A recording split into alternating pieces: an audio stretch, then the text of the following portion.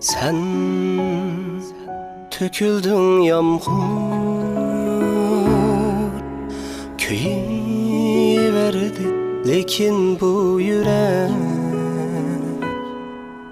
göz yaş bulup koşuldu sana. Kalbimdeki en güzel dilek, sen köksümge töküldün yağmur, köyüverdi lekin bu yürek göz yaş bulup koşuldu sana. Kalbimdeki en güzel dilek,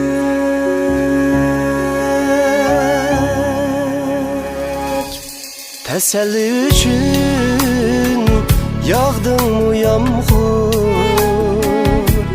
dert bağrını çak eylep tuder. Yuyalmaysan hiç derdinni epsus, sen toxtaysan toxtamaz hasret.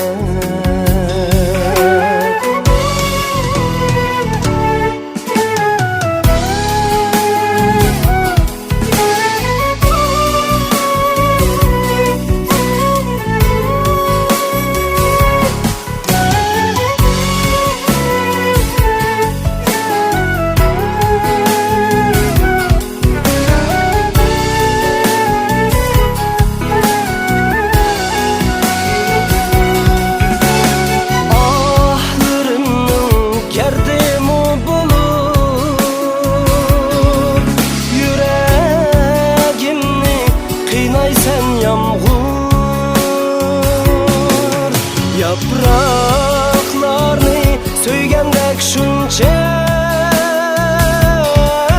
yüreğimni söyməysən yağmur. Yapraklarını söygəndək şunca yüreğimni söyməysən yağmur.